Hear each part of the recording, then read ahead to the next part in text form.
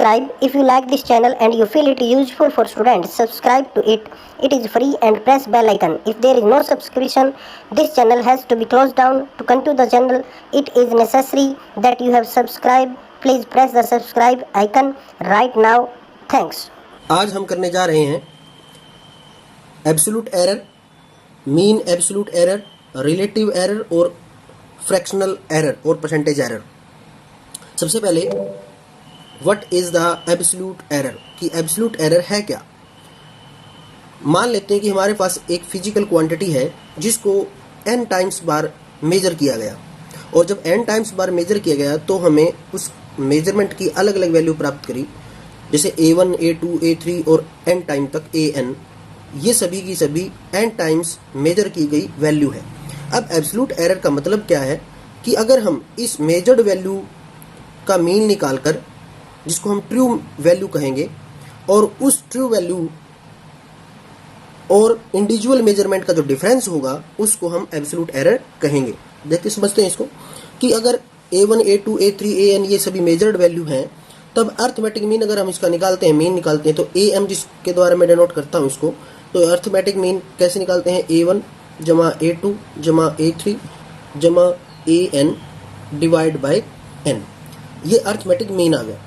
और मैं इसको अगर समेशन टाइप में लिखना चाहूँ तो मैं इसको इस प्रकार लिख सकता हूँ, am is equal to 1 by n summation i की जो वैल्यू है वो 1 से लेके n तक, और ai हम इसको इस प्रकार लिख सकते हैं मीन वैल्यू। अब एब्सोल्यूट एरर का मतलब है कि मेजर्ड वैल्यू, ये हमें मेजर्ड वैल्यू है a1 से लेके an तक, और ट्रू वैल्यू इसको हम कहेंगे ट्रू वैल्यू। इन दोनों का जो डिफरेंस होगा, यानी measured value a1, true value यानी am। इस प्रकार जितने भी फिजिकल क्वांटिटी हैं उन सभी की जो अलग अलग मेजरमेंट है, जैसे a2 माइनस के am, a3 माइनस के am, और इन दोनों के जो डिफरेंस है उसको मैं delta a1, delta a2, delta a3, delta a1, a2, a3 और डेल्टा an अगर मैं लिखूं तो लिखूंगा कि an माइनस के am। इस प्रकार ये जो वैल्यू है, इन वैल्यू को हम कहेंगे एब्सोल्यूट एरर। समझ में आया होगा। तो इस प्रकार हम इसकी डेफिनेशन किस प्रकार लिखेंगे, द मैग्नीट्यूड का मतलब है कि हमें जो वैल्यू आती है वो पॉजिटिव और नेगेटिव नहीं लेनी है। The magnitude of the difference between the individual measurement and true value of quantity is called absolute error.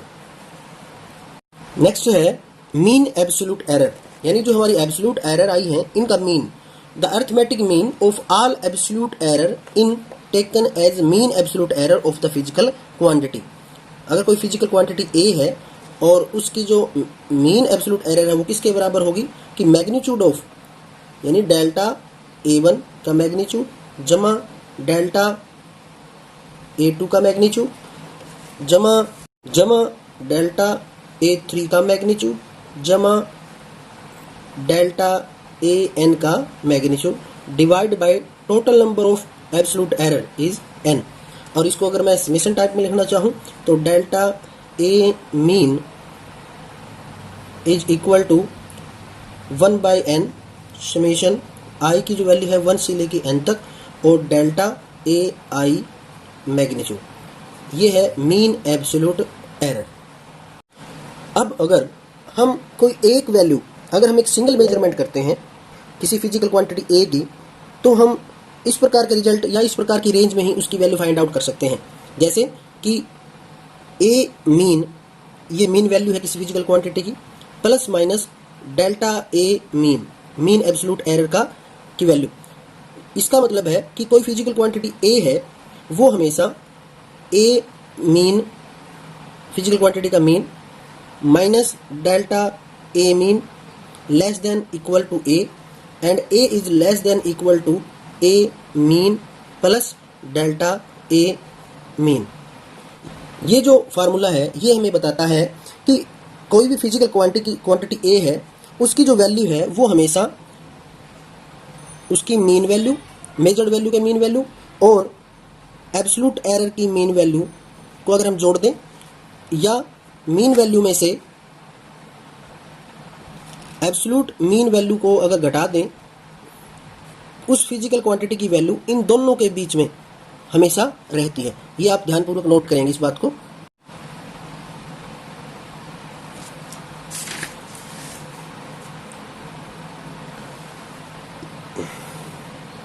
उसके बाद है परसेंटेज एरर। हमने जो रिलेटिव एरर निकाली है उसका अगर हम परसेंटेज निकाल देते हैं, delta A mean divide by A mean यानी कि मीन वैल्यू गुणा 100%, ये फार्मूला है परसेंटेज एरर का। आइए अब हम absolute error, mean absolute error और रिलेटिव एरर और परसेंटेज एरर को समझने के लिए एक न्यूमेरिकल करते हैं ताकि आप अच्छी तरह से उसको समझ सकें। हमारे पास जो क्वेश्चन है वो है कि refractive index of water is found to have the value, कि हमने वाटर का रिफ्रैक्टिव इंडेक्स फाइंड आउट किया और उसकी ये वैल्यू फाइंड आउट हुई, वैल्यू हमें फाइंड आउट हुई। Then calculate absolute error. अब हमें एब्सोल्यूट एरर निकालनी है, मीन एब्सोल्यूट एरर निकालनी है, रिलेटिव एरर निकालनी है और परसेंटेज एरर निकालती है। अब सबसे पहले मीन वैल्यू।